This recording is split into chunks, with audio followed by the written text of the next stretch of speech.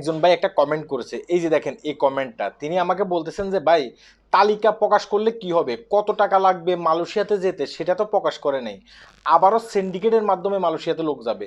আপনার কথা সম্পূর্ণ রাইট, ঠিক আছে, আবারও সিন্ডিকেটের মাধ্যমে মালয়েশিয়াতে লোক আসবে। এটা বাংলাদেশ যতদিন আছে অতদিন কেউ ঠেকাইতে পারবে না। কিন্তু আপনি যে বললেন তালিকা প্রকাশ করলে কি হবে, কত টাকা লাগবে মালয়েশিয়াতে যেতে সেটা তো প্রকাশ করে নাই। কথাগুলো একটু মন দিয়ে শুনবেন। বাংলাদেশ সরকারের পক্ষ থেকে তালিকা প্রকাশ করে নাই, তালিকা প্রকাশ করছে মালয়েশিয়ান গভর্নমেন্টের একটা ওয়েবসাইট থেকে। অর্থাৎ যে ওয়েবসাইটের মাধ্যমে বিভিন্ন দেশ থেকে যখন লোক আনে তখনই ওই ওয়েবসাইটের মাধ্যমে প্রকাশ করে এগুলো, ঠিক আছে। তারই ধারাবাহিকতায় তারা তাদের ওয়েবসাইটে এটা প্রকাশ করছে। আশা করি আমার কথা আপনারা ক্লিয়ার হয়েছেন, তাই না? তাই আমি আপনাদেরকে বলবো যে ভাই দেখেন, এখনো তালিকা প্রকাশ করেনি ওইটা ঠিক আছে। বাংলাদেশ সরকারের পক্ষ থেকে যখনই ঘোষণা আসে এত টাকার মাধ্যমে আপনারা মালয়েশিয়াতে যেতে পারবেন, যখনই এই ঘোষণাটা দেবে আর কোন কোন এজেন্সির মাধ্যমে আসতে পারবেন সেটা তো আমি আমার আগের ভিডিওতেও বলছিলাম, তাই না?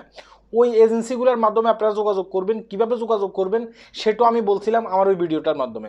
এখন আমি আপনাদেরকে এটা বলবো যে বাংলাদেশ থেকে অতীতে আসতে যত টাকা লাগছে মালয়েশিয়াতে, এখন তার চেয়ে কিন্তু আরো বেশি লাগবে, কম লাগবে না।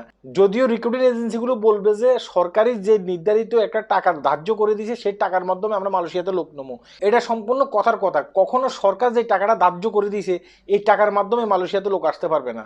কারণ এই টাকার মাধ্যমে যদি লোক আসতে পারতো তাহলে ভালো হইতো, কিন্তু এই টাকার মাধ্যমে লোক আসতে পারবে না।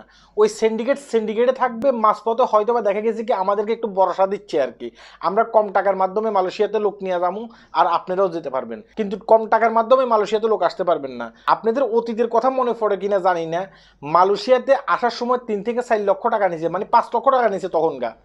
যখন একজন ব্যক্তিকে বলছে যে এয়ারপোর্টে আসার পরে আপনার কাছ থেকে কত টাকা নিছে, সেই বলছে যে আমার কাছ থেকে 75,000 টাকার মতো নিছে। তখন বাংলাদেশ থেকে আসতে যে টাকাটা লাগতো ওই টাকাটাই সে বলছিল বাংলাদেশ এয়ারপোর্টে আসার পরে সাংবাদিকের কাছে। যখন সে মালয়েশিয়াতে চলে আসছে, আসার পরে সে কোনো কাজ কাম পাচ্ছে না, তখন সে কি করছে, সে বলছে যে না আমি 5 লক্ষ টাকা দিয়ে মালয়েশিয়াতে আসছি।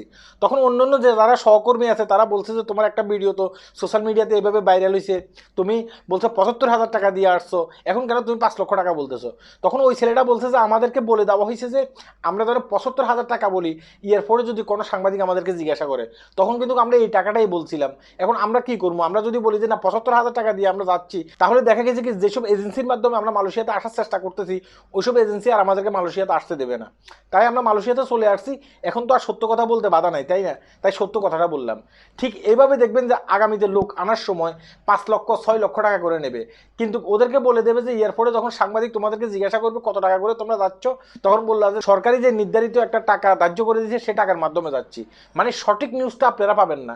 সঠিক নিউজটা তখনই পাবেন যে এই লোকগুলো যখন মালয়েশিয়াতে চলে আসবে, আসার পরে দেখা গেছে কি যদি কোনো না কোনো কারণবশত বিপদে পড়ে যায়, তখন এই লোকগুলো কিন্তু এটা টিকটক সোশ্যাল মিডিয়ার ভিতরে কিংবা সামাজিক যোগাযোগ মাধ্যমে কিন্তু এগুলো তারা শেয়ার করবে, তখনই আপনারা বুঝতে পারবেন। তার আগে এগুলো আপনারা বুঝতে পারবেন না।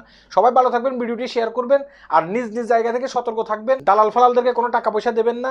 এখনো বাংলাদেশ সরকারের পক্ষ থেকে ঘোষণা হয়নি, যদিও মালয়েশিয়ান সরকারের পক্ষ থেকে বলা হয়েছে যে মানে 25টা রিক্রুটিং এজেন্সিকে তারা আপনার অনুমোদন দিছে আর কি। সবাই ভালো থাকবেন, ভিডিওটি শেয়ার করবেন। আল্লাহ হাফেজ।